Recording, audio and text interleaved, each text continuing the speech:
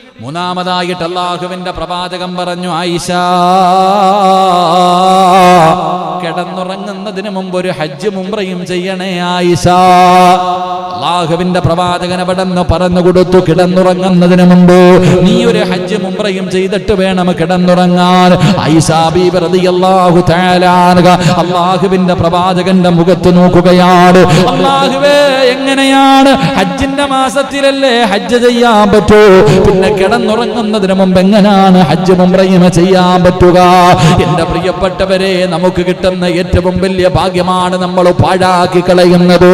റസൂലുള്ളാഹി തങ്ങൾ പറഞ്ഞു കൊടുത്തു, ആയിഷ സുബ്ഹാനല്ലാഹ് അൽഹംദുലില്ലാഹ് അല്ലാഹു അക്ബർ. ഇത് നമസ്കാരം കഴിയുമ്പോൾ മാത്രം പറയാനുള്ള ദിക്റല്ല. സുബ്ഹാനല്ലാഹും അൽഹംദുലില്ലാഹും അല്ലാഹു അക്ബറും ഇത് നമസ്കാരം കഴിഞ്ഞിട്ട് 33ഉം 34ഉം പറയാൻ മാത്രമുള്ളതല്ല. എന്റെ പ്രിയപ്പെട്ടവരെ, അല്ലാഹുവിന്റെ പ്രവാചകനാണ് പറയുന്നത്, കിടന്നുറങ്ങുന്നതിന് മുമ്പ് ഏതെങ്കിലും ഒരു മനുഷ്യനീ ദിക്ർ 33 പ്രാവശ്യം വെച്ച് പറഞ്ഞാൽ സുബ്ഹാനല്ലാഹ് 33, അൽഹംദുലില്ലാഹ് 33, അല്ലാഹു അക്ബർ 34, അല്ലെങ്കിൽ 33 പ്രാവശ്യം ഏതെങ്കിലും ഒരു മനുഷ്യൻ ഈ ദിക്റുകൾ പറഞ്ഞിട്ട് കിടന്ന അവന് ഹജ്ജും ഉംറയും ചെയ്ത പ്രതിഫലമുണ്ടെന്ന് ആദരവായ പ്രവാചകൻ നബി മുഹമ്മദ് മുസ്തഫ സല്ലല്ലാഹു അലൈഹി വസല്ലമ തങ്ങൾ പറയുമ്പോ ആരാ മോനെ ചെയ്യുന്നത്? പടച്ചവനെ, മൊബൈൽ കണ്ടുകൊണ്ടിറങ്ങുന്നവർ, സിനിമ കണ്ടുകൊണ്ടിറങ്ങുന്നവർ, പാട്ട് കേട്ടുറങ്ങുന്നവർ, പ്രഭാഷണം കേട്ടുറങ്ങുന്നവർ. പലരും പറയും, ഉസ്താദേ പ്രസംഗം കേട്ടാലേ ഉറക്കം വരൂ. പലരും പറയാറുണ്ട്, ഉസ്താദിന്റെ പ്രസംഗം കേട്ടിട്ടേ ഞാൻ ഉറങ്ങാറുള്ളെന്ന്. അല്ലാഹു ഈമാൻ തരുമാറാകട്ടെ. കാരണം അത് കേൾക്കുമ്പോൾ അറിയാതെ ഉറക്കം വരും, അതാ കരുതാ. ചിലരെന്റെ പ്രിയപ്പെട്ടവരെ ഖുർആൻ അങ്ങോട്ട് വെച്ച് കഴിഞ്ഞാൽ, ചിലര് പാട്ട്. എന്റെ സഹോദര, സുബ്ഹാനല്ലാഹ് അൽഹംദുലില്ലാഹ് അല്ലാഹു അക്ബർ 33 പ്രാവശ്യം വെച്ച് പറഞ്ഞിട്ട് കിടന്നുറങ്ങ്. എന്തേ പ്രതിഫലം? ഹജ്ജ് ഉംറയുടെ പ്രതിഫലം. അല്ലാഹു നമുക്ക് ചെയ്തിട്ട് കിടക്കാൻ ഭാഗ്യം തരുമാറാകട്ടെ. എല്ലാ ദിവസവും ഹജ്ജ് ചെയ്യാൻ ഭാഗ്യം കിട്ടണില്ലേ? എല്ലാ ദിവസവും നമ്മൾ ഇത് പറയുന്നതിലൂടെ നമുക്ക് ഹജ്ജും ഉംറയും ചെയ്ത പ്രതിഫലമാണ് കിട്ടുന്നത്. അതുകൊണ്ട് മുടങ്ങാതെ ഹജ്ജ് ചെയ്തിട്ട് കിടന്നുറങ്ങ്. അല്ലാഹു ഭാഗ്യം തരുമാറാകട്ടെ.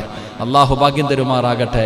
4 ആയിഷ ബീബി റളിയല്ലാഹു തആല അൻഹയോട് പറഞ്ഞു കൊടുത്തു, ആയിഷ എല്ലാ പ്രവാചകന്മാരോടും നാളെ പരലോകത്ത് വെച്ച് കാണുമ്പോൾ എന്നെ കൂടെ സ്വർഗത്തിൽ കൊണ്ടുപോകണേ എന്ന് പറഞ്ഞിട്ട് വേണം കിടന്നുറങ്ങാൻ. എല്ലാ രാത്രിയിലും ആദം നബി മുതൽ അഷ്റഫുൽ ഖൽഖായ തങ്ങൾ വരെയുള്ള സർവ്വ പ്രവാചകന്മാരുടെയും ശഫാഅത്ത് നിനക്ക് കിട്ടണം. അതുകൊണ്ട് നീ അവരോട് പൊരുത്തം ചോദിക്കണം. നബിയേ, അങ്ങയല്ലാതെ വേറെ ആരെയും ഞാൻ കണ്ടിട്ടില്ല, പിന്നെ എങ്ങനാ പൊരുത്തം ചോദിക്കുന്നത്? പ്രവാചകൻ പറഞ്ഞു, 10 സ്വലാത്തിന്റെ പേരിൽ. അല്ലാഹുവിന്റെ റസൂൽ സല്ലല്ലാഹു അലൈഹി വസല്ലം തങ്ങൾ പറഞ്ഞു, ഒരു 10 സ്വലാത്ത്. എന്റെ പ്രിയപ്പെട്ടവരെ, പ്രവാചകന്റെ പേരിൽ അപ്പം 4 കാര്യമാണ്. 1, ഒരു ഖത്തം ഓതണം, സൂറത്തുൽ ഇഖ്ലാസ്, ഖുൽ ഹുവല്ലാഹു അഹദ്, ഖുൽ അഊദു ബിറബ്ബിൽ ഫലഖ്, ഖുൽ അഊദു ബിറബ്ബിൻ നാസ്. ഈ 3 സൂറത്തുകൾ ഓതണം. 2, എന്റെ പ്രിയപ്പെട്ടവരെ, ലോക മുസ്ലിമീങ്ങൾക്ക് വേണ്ടി ദുആ ചെയ്യണം. ലോകത്തുള്ള സർവ്വ മുസ്ലിമീങ്ങൾക്ക് വേണ്ടി ദുആ ചെയ്യ്, അവരുടെ പൊരുത്തം നിനക്ക് ലഭിക്കുകയാണ്. 3, ഹജ്ജും ഉംറയും ചെയ്തു. അതിനു വേണ്ടി നീ സുബ്ഹാനല്ലാഹ് അൽഹംദുലില്ലാഹ് അല്ലാഹു അക്ബർ ഈ ദിക്റുകൾ നീ പറയൂ. അവസാനം സല്ലല്ലാഹു അലാ മുഹമ്മദ് സല്ലല്ലാഹു അലൈഹി വസല്ലം ഒരു 10 സ്വലാത്ത് പറഞ്ഞ നാളെ പടച്ച റബ്ബിന്റെ പരലോകത്ത് ഒരു മനുഷ്യനും സഹായിക്കാനില്ലാത്ത ദിവസം അല്ലാഹുവിന്റെ പ്രവാചകന്റെ ശഫാഅത്ത്, അല്ലാഹുവിന്റെ റസൂലിന്റെ ശഫാഅത്ത് കിട്ടാനുള്ള ഭാഗ്യമാ. ഈ 4 കാര്യം ചെയ്യുന്നതിലൂടെ നിന്നെക്കാളും ഭാഗ്യം ലഭിച്ച ഏത് മനുഷ്യനാ ലോകത്തുള്ളത്? ഈ 4 കാര്യം ചെയ്തിട്ട് ഉറങ്ങുന്നവനെ പോലെ ഭാഗ്യമുള്ള ഏത് മനുഷ്യനായി ലോകത്തുള്ളത്? 1, അവൻ ഉറങ്ങുന്നത് ഖത്തം ഓതിയിട്ടാണ്. അല്ലാഹുവിന്റെ വിശുദ്ധമായ ഖുർആൻ മുഴുവനും ഓതിയ പ്രതിഫലത്തോടു കൂടിയാണ് കിടന്നുറങ്ങുന്നത്. 2, ലോകത്തുള്ള സർവ്വ മുസ്ലിമീങ്ങളുടെയും പൊരുത്തം കിട്ടിയിട്ടാ ഉറങ്ങുന്നത്. 3, അല്ലാഹ് ഹജ്ജിന്റെ പ്രതിഫലം തന്നെ സ്വർഗ്ഗമാണ്. അൽ ഹജ്ജുൽ മബ്റൂർ ലൈസ ലഹു സവാബുൻ ഇല്ലൽ ജന്ന. ഹജ്ജിന്റെ പ്രതിഫലം സ്വർഗമാ.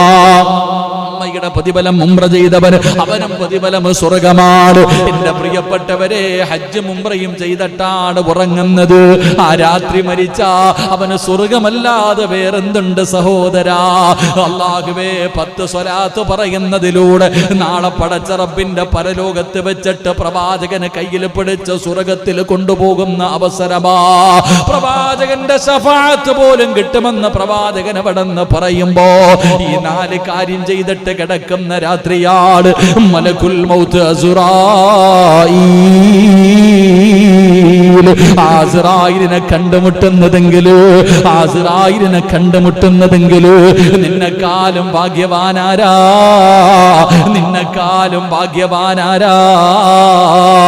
പക്ഷേ ഒരു കാര്യം കൂടെ ചെയ്തിട്ട് കിടന്നുറങ്ങണേ.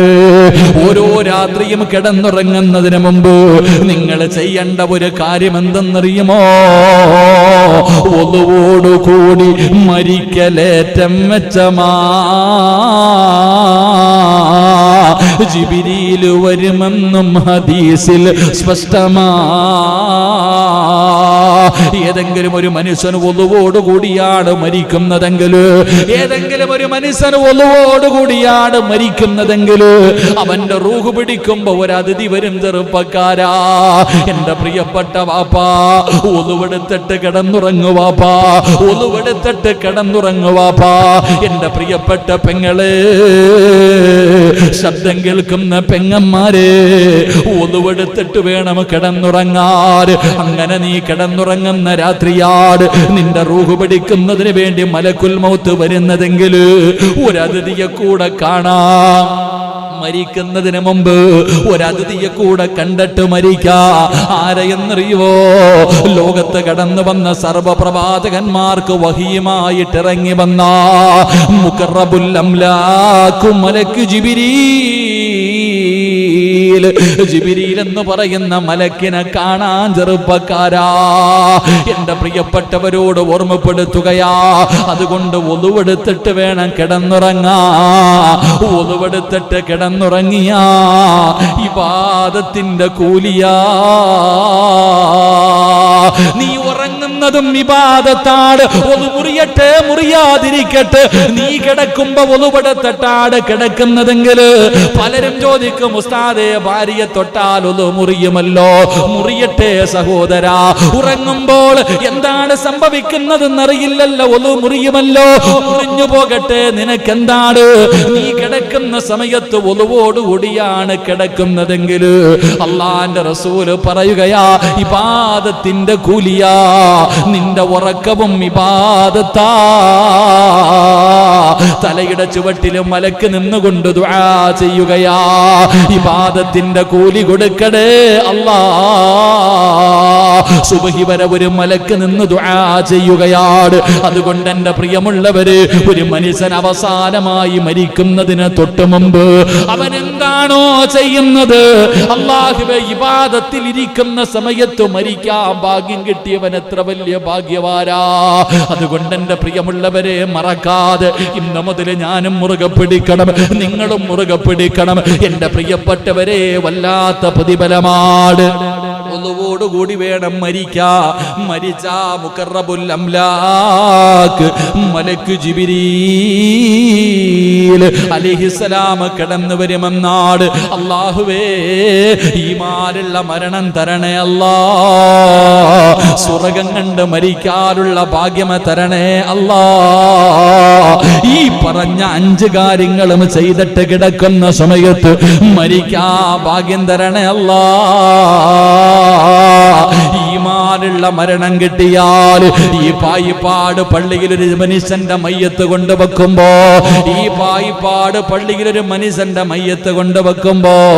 ആ മയ്യത്ത് നമസ്കരിക്കാൻ ഒരു വിശിഷ്ട അതിഥി വരുമെന്ന് മഹാനായ സയ്യിദുനാ ഉമർ ഇബ്നുൽ ഖത്താബ് ചില ആൾക്കാരുടെ മയ്യത്ത് പള്ളിയിൽ നമസ്കരിക്കാൻ കൊണ്ടുവെക്കുമ്പോൾ ഒരു അതിഥി വരും നിസ്കരിക്കാൻ. അള്ളാഹു നമ്മുടെ മയ്യത്ത് നമസ്കാരത്തിൽ ആ അതിഥി അള്ളാഹുവെ പങ്കെടുക്കുന്ന ഒരു മയ്യത്ത് നിസ്കാരമാക്കണേ റഹ്മാനെ. ഒരാൾ വരും, ഒരു മഹാൻ വരും നമ്മുടെ മയ്യത്ത് നിസ്കരിക്കാൻ. അള്ളാഹു ഭാഗ്യം തരുമാറാകട്ടെ. ആരായിരിക്കും? ആരായിരിക്കും? പറ, അറിയോ? നമ്മുടെ മയ്യത്ത് നമസ്കരിക്കാൻ ഒരു മഹാൻ വരും. നീ ആരായാൽ? ഞാൻ പറയുന്ന ഒരു നന്മ നിന്റെ ജീവിതത്തിൽ ചെയ്താൽ, ഞാൻ പറയുന്ന ഒരു നല്ല കാര്യം നിങ്ങൾ ആരെങ്കിലും നിങ്ങളുടെ ജീവിതത്തിൽ ചെയ്താൽ, നിന്റെ മയ്യത്ത് ഈ ലോകത്ത് എവിടെ വെച്ച് നിസ്കരിച്ചാലും അതിനകത്ത് അള്ളാഹു ആദരിച്ച ഒരു വലിയ മഹാൻ നിന്റെ മയ്യത്ത് നമസ്കാരത്തിൽ പങ്കെടുക്കും. അള്ളാഹു പഠിക്കാൻ ഭാഗ്യം തരുമാറാകട്ടെ. അള്ളാഹു പഠിക്കാൻ ഭാഗ്യം തരുമാറാകട്ടെ. ഇൻഷാ അല്ലാഹ് ചെയ്തൂടെ? ഇപ്പൊ 5 കാര്യം പഠിച്ചില്ലേ? 5 പഠിച്ചോ? ഇന്ന് രാത്രി അത് ചെയ്തു നോക്ക്. ഈ പറഞ്ഞ 5 കാര്യം ഒതുവോടുകൂടി ഒതുവെടുക്കണം, ഖത്തം ഓതണം, പൊരുത്തം ചോദിക്കണം, പ്രവാചകന്മാരുടെ പൊരുത്തം വേണം, ലോകത്തുള്ള എല്ലാവരുടെയും കോടിക്കണക്കിന് നന്മ ചെയ്തിട്ട് കിടന്നുറങ്ങണം. ഈ പറഞ്ഞ 5 കാര്യങ്ങൾ ഇന്നു മുതൽ അടുത്ത വെള്ളിയാഴ്ച ശനിയാഴ്ച വരെ നിങ്ങളിന്ന് ചെയ്തു നോക്ക്. അൽഹംദുലില്ലാ, ആയുസ്സുണ്ടെങ്കിൽ നമുക്കന്ന് പഠിക്കാം. അള്ളാഹു ഭാഗ്യം നൽകുമാറാകട്ടെ. മഹാനായ പ്രവാചകൻ സല്ലല്ലാഹു അലൈഹി വസല്ലമ തങ്ങൾ പറഞ്ഞു, അസൂയ വെച്ച് കഴിഞ്ഞാൽ, ഞാനിപ്പോൾ ഷാജിക്കായെ കുറിച്ച്, ഷാജിക്കായ തിന്നണ്ട, ഷൗക്കത്തുകാൻ കുഴപ്പമില്ലല്ലോ, ഷൗക്കക്കായെ കുറിച്ച് ഞാൻ അസൂയ വെച്ചാൽ, അസൂയ ഷൗക്കക്കായിലേക്ക് പോകുന്നതിന് മുമ്പ് തന്നെ എന്നിലേക്ക് വരും. ആദ്യം പണി എനിക്ക്, പിന്നെ പോകത്തുള്ളൂ. അള്ളാഹു കാത്തിരക്ഷിക്കുമാറാകട്ടെ. അള്ളാഹു കാത്തിരക്ഷിക്കുമാറാകട്ടെ. എൻ്റെ പ്രിയപ്പെട്ടവരെ, നമ്മളിൽ പലരും അതിൻ്റെ ഗൗരവം മനസ്സിലാക്കുന്നില്ല. ജീവിതത്തിൽ ഒരിക്കലെങ്കിലും, ഒരു പ്രാവശ്യമെങ്കിലും, മഹാനായ അബൂ ഹുറൈറ റളിയല്ലാഹു തആല അൻഹു റിപ്പോർട്ട് ചെയ്യുന്ന ഹദീസ്, ജീവിതത്തിൽ ഒരിക്കലെങ്കിലും അസൂയ വെച്ചിട്ടുണ്ടെങ്കിൽ അവനുണ്ടാകുന്ന 10 വിപത്തുകൾ അള്ളാഹു കാത്തിരക്ഷിക്കുമാറാകട്ടെ. ഉറക്കപ്പറ, നെഞ്ചു പിടയ്ക്കുന്നുണ്ടോ? നെഞ്ചു പിടയ്ക്കുന്നുണ്ടോ? ജീവിതത്തിൽ ഒരിക്കലെങ്കിലും മറ്റൊരുത്തിന് കൊടുക്കുന്ന അനുഗ്രഹം കണ്ടിട്ട് അസൂയ വെച്ചിട്ടുണ്ടെങ്കിൽ അള്ളാഹു നമുക്ക് തരുന്ന ശിക്ഷ 10 ശിക്ഷകൾ. മഹാനായ അബൂ ഹുറൈറ റളിയല്ലാഹു തആല അൻഹു റിപ്പോർട്ട് ചെയ്യുന്ന ഹദീസ്. അള്ളാഹു നമുക്ക് പഠിക്കാൻ ഭാഗ്യം നൽകുമാറാകട്ടെ. അള്ളാഹു പഠിക്കാൻ ഭാഗ്യം നൽകുമാറാകട്ടെ. മഹാനായ സയ്യിദുനാ അബൂ ഹുറൈറ റളിയല്ലാഹു തആല അൻഹു പറയുകയാണ്, ജീവിതത്തിൽ ഒരിക്കലെങ്കിലും അള്ളാഹു മറ്റൊരു മനുഷ്യന് കൊടുത്ത അനുഗ്രഹം കണ്ടിട്ട് അതിൽ അസൂയപ്പെടുന്ന മനുഷ്യനുണ്ടല്ലോ, അള്ളാഹുവേ, അവന് കൊടുക്കുന്ന 1ാമത്തെ ശിക്ഷ എന്തെന്നറിയുമോ? അവൻ അള്ളാഹുവിന്റെ കാരുണ്യത്തിൽ നിന്ന് വിദൂരമാകുമെന്ന് നബി മുഹമ്മദ് മുസ്തഫ. 1ാമത്തെ ശിക്ഷ എന്തെന്നറിയുമോ? അള്ളാഹുവിന്റെ കാരുണ്യത്തിൽ നിന്ന് അവൻ വിദൂരമാണ്. അള്ളാഹുവിന്റെ കാരുണ്യം അവന് ലഭിക്കുകയില്ല. കാരണം എന്തേ? അള്ളാഹു നീതിമാനല്ലെന്നാണ് നീ പറഞ്ഞത്. 1ാമത്തെ കാരണം, അള്ളാഹുവിന്റെ കരുണ നിനക്ക് ലഭിക്കില്ല. അള്ളാഹു കാത്തിരക്ഷിക്കുമാറാകട്ടെ. അള്ളാഹു കാത്തിരക്ഷിക്കുമാറാകട്ടെ. കാരണം അള്ളാഹ് അവന് കൊടുത്തു, എനിക്ക് തന്നില്ല. അപ്പൊ നീ കാണിച്ചത് ശരിയല്ല അള്ളാഹ്. അതാണ് അസൂയയുടെ അർത്ഥം. മഹാന്മാര് പഠിപ്പിക്കുന്നു. അള്ളാഹു കാത്തിരക്ഷിക്കുമാറാകട്ടെ. അള്ളാഹ് കാത്തിരക്ഷിക്കുമാറാകട്ടെ. പിന്നെ കരുണ കിട്ടുവോ? അള്ളാഹ് നീ കാണിക്കുന്നത് ശരിയല്ല എന്ന് പറയുന്നവന് പിന്നെ കരുണ കിട്ടുവോ? കിട്ടൂല. മഹാനായ അബൂ ഹുറൈറ റളിയല്ലാഹു തആല അൻഹു പറയുകയാണ്, അവൻ അള്ളാഹുവിന്റെ കാരുണ്യത്തിൽ നിന്ന് വിദൂരമാണ്. 2 പ്രവാചകൻ അവിടെ നിന്ന് പറയുകയാ, അള്ളാഹുവിന്റെ കാരുണ്യമില്ലാത്തവനുമായിട്ടും മലക്കുകൾക്ക് കൂട്ടുകെട്ടില്ല. അള്ളാഹുവിന്റെ മലക്കുകൾ അവനുമായിട്ടുള്ള ബന്ധം അങ്ങ് മുറിക്കുകയാണ്. ആ ഫ്രണ്ട്ഷിപ്പ് മുറിഞ്ഞു പോവുകയാണ്. അള്ളാഹുവിന്റെ കാരുണ്യം നഷ്ടപ്പെട്ടവനുമായിട്ട് മലക്കുകൾക്ക് യാതൊരു ബന്ധവുമില്ല. മലക്കുകൾ അവനെ കൈവിടുകയാണ്. അള്ളാഹുവിന്റെ മലക്കുകൾ അവനെ കൈയൊഴിയുകയാണ്. 3ാമത്തെ ശിക്ഷ എന്തെന്നറിയുമോ? അവന്റെ മരണവേദന വല്ലാത്തതാ. അവന്റെ മരണവേദന കഠിനമാണ്. കഠിനമായ വേദന, സാധാരണമുള്ള വേദന യല്ല. മലക്കുകളല്ലേ കരുണ കാണിക്കേണ്ടത്. അല്ലാഹുവേ, റൂഹ് പിടിക്കാൻ വരുന്ന മലക്കുൽ മൗത്ത് അസ്റായീൽ എന്ന് പറയുന്ന മലക്കം തന്റെ അനുയായികളെ കണ്ണിന്റെ മുന്നിലേക്ക് കടന്നു വരുന്ന സമയത്ത്, എന്റെ പ്രിയപ്പെട്ടവരെ, കരുണ കാണിക്കാതിരുന്നാൽ എന്റെ ഗതി എന്താണ്? നിങ്ങളുടെ ഗതി എന്താണ്? കല്ലാ ഇദാ ബലഗതി ത്വറാഖിയ വകീല മൻ وظن أنه الفراق والتفت الساق بالساق إلى ربك يومئذ المساق. അള്ളാന്റെ വിശുദ്ധമായ ഖുർആനല്ലേ പറഞ്ഞത്? എന്റെ പ്രിയപ്പെട്ടവരെ, 70 മുതൽ 70,000 വരെ വരുന്ന സംഘമാണ് എന്റെയും നിങ്ങളുടെയും റൂഹ് പിടിക്കാൻ.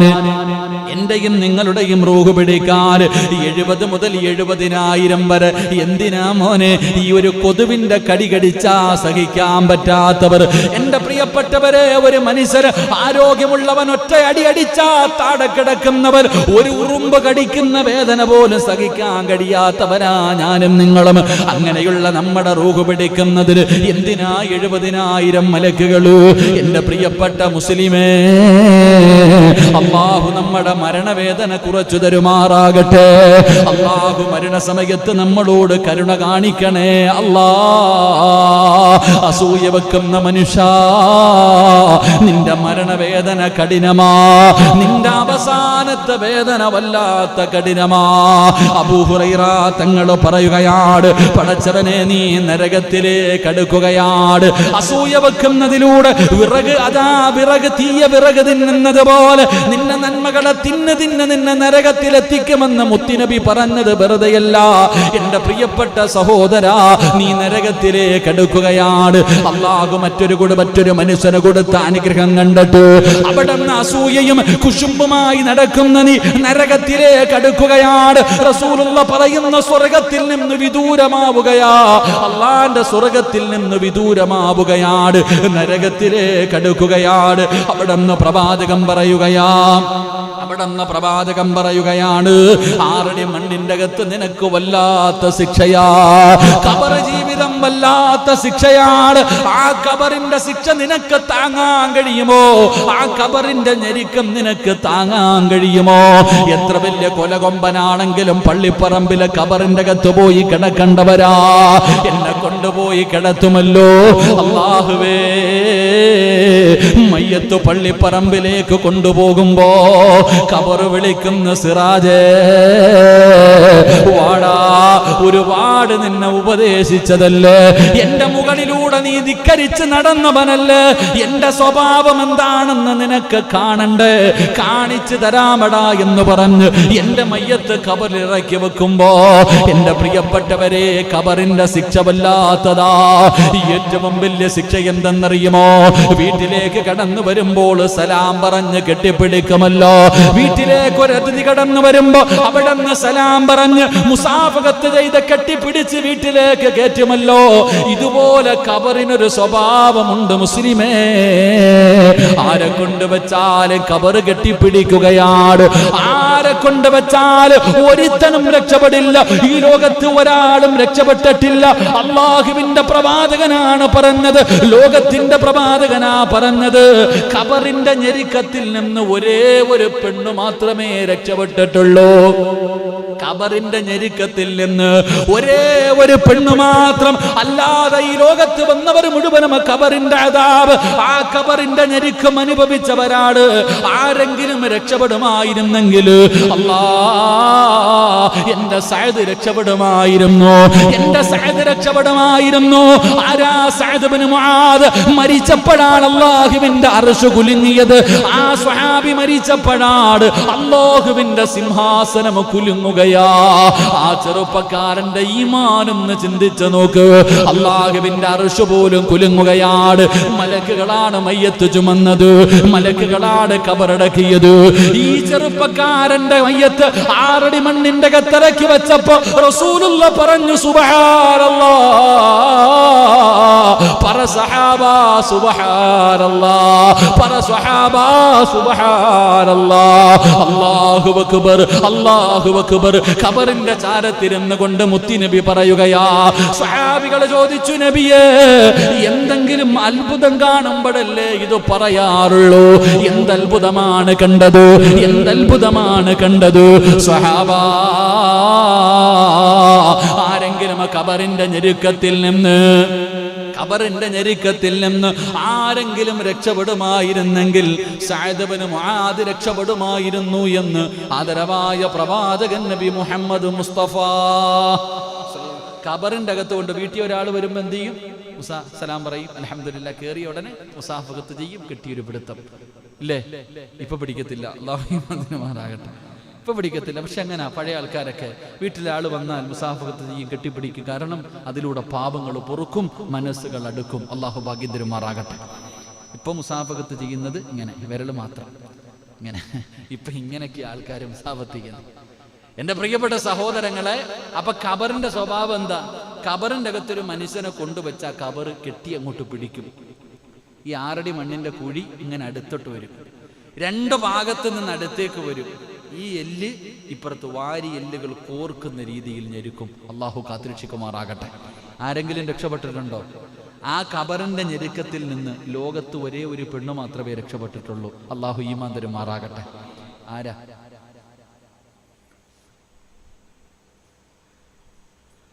പറ മനുഷ്യന്മാരെ, ആരാ ഖബറിന്റെ ഞെരുക്കത്തിൽ നിന്ന് രക്ഷപ്പെട്ട മഹദി? ആരാ?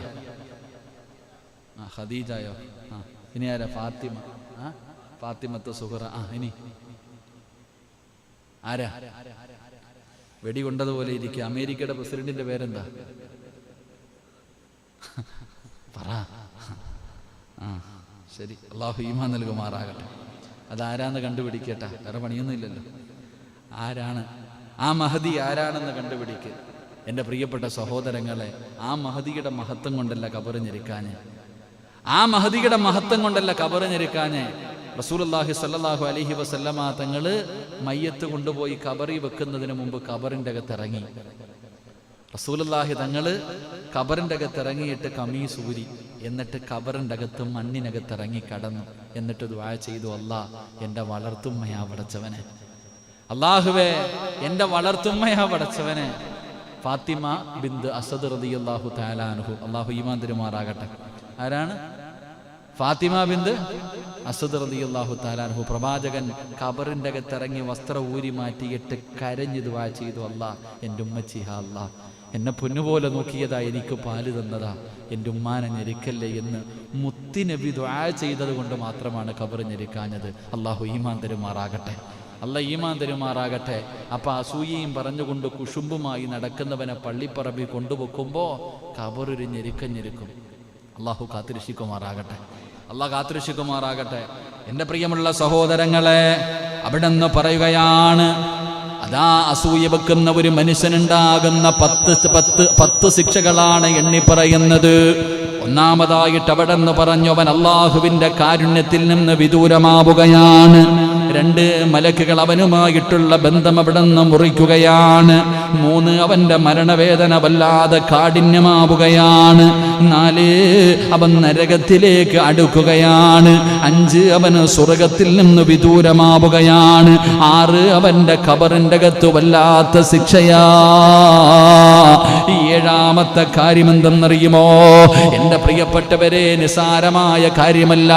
മഹാനായ പ്രവാചകൻ നബി മുഹമ്മദ് മുസ്തഫ സല്ലല്ലാഹു അലൈഹി വസല്ലമ തങ്ങൾ സഹാബത്തിന്റെ കൂടെ ഒരിക്കൽ ഇങ്ങനെ ഖബർസാനിലൂടെ നടന്നു പോകുമ്പോ, ഒരു സ്ഥലത്തു കൂടെ നടന്നു പോകുമ്പോൾ ഖബർ കാണുകയാ. പ്രവാചകൻ പറഞ്ഞു, സ്വഹാബാ,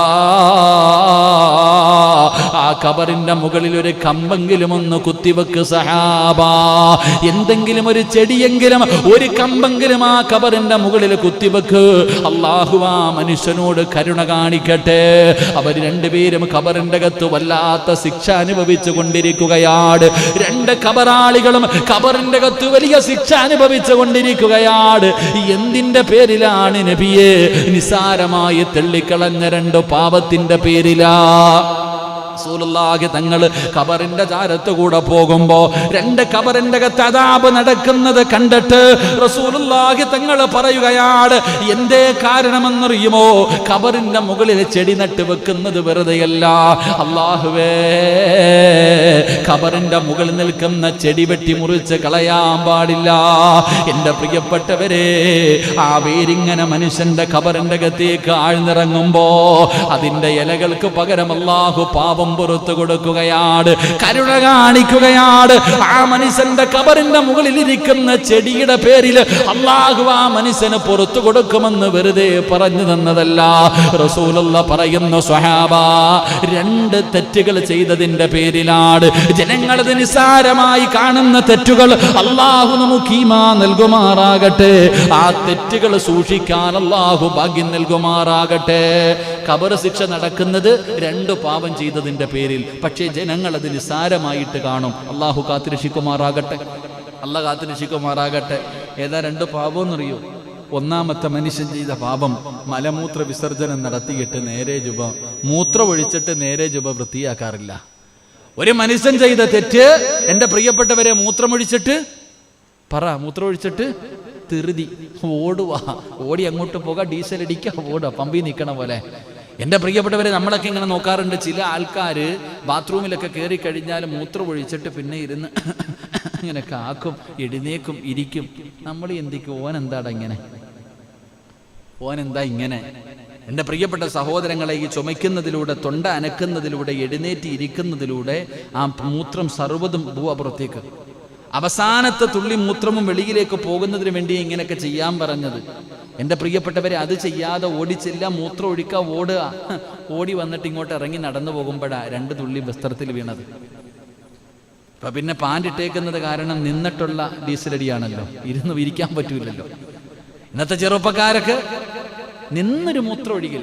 പള്ളിയിലൊക്കെ ചെല്ലുമ്പോൾ കാണാം, നിന്ന് മൂത്രം ഒഴിക്കാൻ വരണം. എന്ത് മസ്സലാലിച്ചേക്ക്. പള്ളികളിൽ ചെല്ലുമ്പോൾ കാണാം നിന്ന് മൂത്രം ഒഴിക്കാൻ വേണ്ടി ഒരു സജ്ജീകരണം. നമ്മുടെ ദീൻ എന്തേ പറഞ്ഞത്? നിന്നാണോ മൂത്രം ഒഴിക്കേണ്ടത്, ഇരുന്നാണോ? കിടന്നില്ലേ? എങ്ങനാ മനുഷ്യൻ പറ? ഈ ഇരുന്ന് മൂത്രം ഒഴിക്കാൻ പറ്റാത്തതിന്റെ കാരണം നീ പറയുന്നത്, ഉസ്താദേ എൻ്റെ പാൻറ് ഊരാൻ പറ്റത്തില്ല, ഊരി കഴിഞ്ഞാൽ പിന്നെ എല്ലാം പോയി. അള്ളാഹു കാത്തിരക്ഷിക്കുമാറാകട്ടെ. എൻ്റെ പ്രിയപ്പെട്ട സഹോദരങ്ങളെ, ശ്രദ്ധിക്ക്.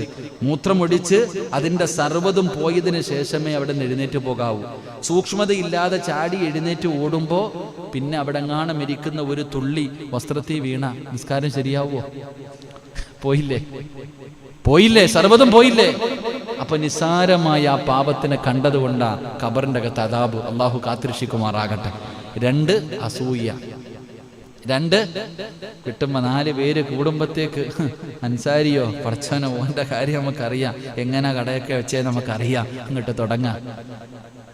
4 പേര് കൂടിക്കഴിഞ്ഞാൽ അള്ളാഹു കാത്തിരക്ഷിക്കുമാറാകട്ടെ. സാരമായി തള്ളിക്കളയേണ്ട പാപമല്ല സഹോദര, അതിൻ്റെ ഗൗരവം നമുക്ക് നമ്മൾ കള്ളുകുടിക്കിനെയും വ്യഭിചാരിയെയും പലിശ തിന്നുന്നവനെയും നിസ്കരിക്കാത്തവനെ കുറിച്ചാണ് അത് പറയണേ. ഓൻ ഭാഗ്യവാനാ. കാരണം എന്തെന്നറിയോ? ഇവിടെ കള്ളു കുടിച്ചവൻ നാളെ അള്ളാടെ മുന്നിൽ ചെല്ലുമ്പോൾ അള്ള പറയുക, ഞാൻ നിനക്ക് പുറത്തു വന്നെന്ന് പറഞ്ഞാൽ ഓൻ രക്ഷപ്പെട്ടില്ലേ? ഞാൻ നിങ്ങളെ കുറിച്ചിട്ട്, മുസമ്മിൽ ഉസ്താദിനെ കുറിച്ച് നാട്ടുകാരുടെ മുന്നിൽ ആവശ്യമില്ലാത്തതൊക്കെ പറഞ്ഞ് നാണം കെടുത്തിയിട്ട് ഞാൻ അള്ളാടെ മുന്നിൽ പോയി എനിക്ക് സ്വർഗം കിട്ടുമോ? അള്ള പറയണ്ട, ആദ്യം പോയി സിറാജെ മുസമ്മിലിനോട് പോയി പൊരുത്തം വാങ്ങിച്ചിട്ട് വരാൻ. ആദ്യം ഞാൻ ആരെക്കുറിച്ചാണോ പറഞ്ഞത് അവൻ്റെ അടുക്ക പോയി പൊരുത്തം ചോദിക്ക്. അള്ളാഹുവും സൃഷ്ടികളുമായിട്ടുള്ള ബന്ധം അള്ളാഹു കരുണയുള്ളവനാ പുറത്തു തരും. പക്ഷെ മനുഷ്യനും ഉള്ളതേ നമ്മൾ തന്നെ തീർക്കണം. അങ്ങോട്ട് കിട്ടുമ്പോൾ നാവ് കിട്ടുമ്പോൾ കയറിയിരുന്നങ്ങിട്ട് പറയുമല്ലോ. ഈ പറഞ്ഞത് മുഴുവനും തിരിച്ചെടുക്കാൻ പറ്റും. അതാ പണ്ടത്തെ ആൾക്കാർ പറഞ്ഞത്, വായിന്ന് വീഴുന്ന വാക്ക് സൂക്ഷിച്ചുകൊള്ളാൻ. അത് ഒരു മനുഷ്യന്റെ തല്ലിയെ എത്തി കഴിയുമ്പോൾ വേദന മാറും. പക്ഷെ പറഞ്ഞ ഒരു വാക്ക്, അതുകൊണ്ടാണ് പ്രവാചകൻ അവിടെന്ന് പറഞ്ഞത്, നിങ്ങൾ അധികം സംസാരിക്കരുതെന്ന്. അതുകൊണ്ടാണ് സ്വഹാബത്ത് വായിക്കകത്ത് കല്ലിട്ടുകൊണ്ട് നടന്നത്. എൻ്റെ പ്രിയപ്പെട്ട സഹോദരങ്ങളെ, അതുകൊണ്ട് പ്രവാചകൻ അവിടെന്ന് ഓർമ്മപ്പെടുത്തുകയാ, അസൂയയുമായി നടക്കുന്ന മനുഷ്യ, നിനക്ക് കിട്ടുന്ന അടുത്ത ശിക്ഷ എന്തെന്നറിയുമോ? അല്ലാഹുവേ, നിന്റെ ഖബർ ശിക്ഷ വല്ലാത്തതാണ്. നിന്റെ സൽക്കർമ്മങ്ങൾ മുഴുവനും പൊളിഞ്ഞു പോവുകയാണ്. ഇതിലൂടെ അസൂയ വെക്കുന്നതിലൂടെ നീ ചെയ്ത സർവ്വ സൽക്കർമ്മങ്ങളും അവിടെന്ന് പൊളിഞ്ഞു പോവുകയാണ്. അവിടെന്ന് പ്രവാചകൻ പറയുകയാ, നീ അള്ളാനെ വേദനിപ്പിച്ചവനാണ്. പ്രവാചകൻ പറയുന്നു, അതുപോലെ മുത്തുനബിയെയും നീ വേദനിപ്പിക്കുകയാണ്. അള്ളാഹുവിന്റെ റസൂലിന്റെ മനസ്സിനെയും നീ വേദനിപ്പിക്കുകയാ. മുത്തുനബി മദീനത്ത് മസ്ജിദുൻ നബവിയുടെ പച്ചക്കുബ്ബയുടെ അടിത്തട്ടിൽ കിടന്നുറങ്ങുന്ന മുത്തുനബിയുണ്ടല്ലോ, നീ ചെയ്യുന്നത് അറിയുന്നുണ്ടല്ലോ, നീ ചെയ്യുന്നത് മലക്കുകൾ പറയുന്നുണ്ടല്ലോ. അള്ളാഹുവിന്റെ റസൂലിന്റെ മനസ്സ് വേദനിപ്പിക്കുന്നവനാ. എന്റെ പ്രിയപ്പെട്ടവരെ, അവിടെ നിന്ന് പറയുകയാണ്, അങ്ങനെ അവസാനം അള്ളാഹുവിന്റെ കോപം നിനക്ക് ലഭിക്കുകയാ. റസൂലുള്ളാഹിയുടെ മനസ്സ് വേദനിപ്പിച്ച് 9ാമത്തെ ശിക്ഷ, അള്ളാന്റെ കോപം നിന്റെ മേലുണ്ടാവുകയാണ്. 10ാമത്തെ ശിക്ഷ എന്തെന്നറിയുമോ? ഏറ്റവും വലിയ മിസ്കീൻ നീയാടാ പൊന്നുമോനെ. റസൂലുള്ളാഹി തങ്ങൾ പറയുകയാണ്, ഒരിക്കൽ അവിടെ നിന്ന് ചോദിച്ചു, സ്വഹാബ. പാപ്പരെന്ന് പറഞ്ഞാൽ ആരാ സഹാബ? പാവപ്പെട്ടവരെന്ന് പറഞ്ഞാൽ ആരാ സ്വഹാബ?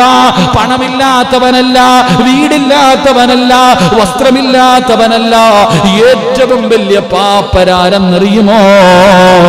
നാളെ മീസാനിന്റെ മുന്നിൽ നിസ്കാരം ചുമന്നുകൊണ്ട് പോവുകയാണ്.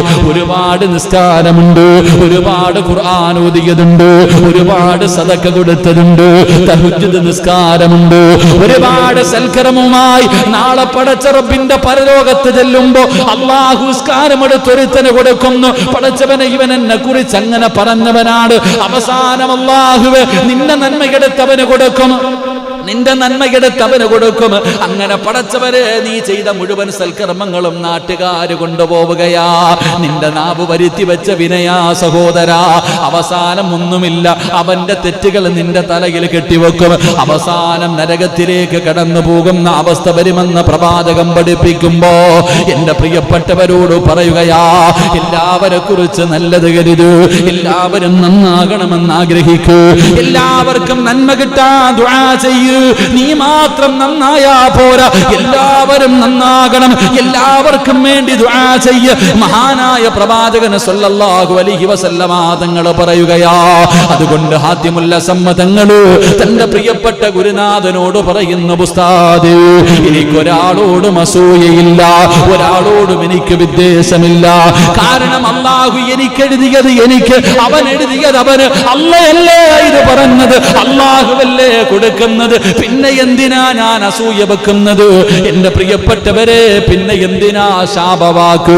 പലരും ശപിക്കുന്നവരുണ്ട്. എന്റെ പ്രിയപ്പെട്ടവരെ, ഒരാളെയും നിങ്ങൾ ശപിക്കല്ലേ, ഒരാളെയും നിങ്ങൾ ശപിക്കല്ലേ. എന്റെ പ്രിയപ്പെട്ടവരെ, ശാപം നല്ലതല്ല. ശപിക്കുന്നവന് പ്രവാചകൻ അവിടെ നിന്ന് വല്ലാതെ താക്കീത് നൽകിയതാ. മക്കളെ ശപിക്കുന്ന ഉമ്മമാരുണ്ട്, മക്കളെ ശപിക്കുന്ന വാപ്പമാരുണ്ട്.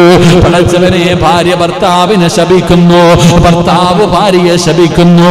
എന്റെ പ്രിയപ്പെട്ടവരെ, ശാപം നല്ലതല്ല, അത് നിനക്ക് നാശമാണെന്ന് നബി മുഹമ്മദ് മുസ്തഫ. നബി മുഹമ്മദ് മുസ്തഫ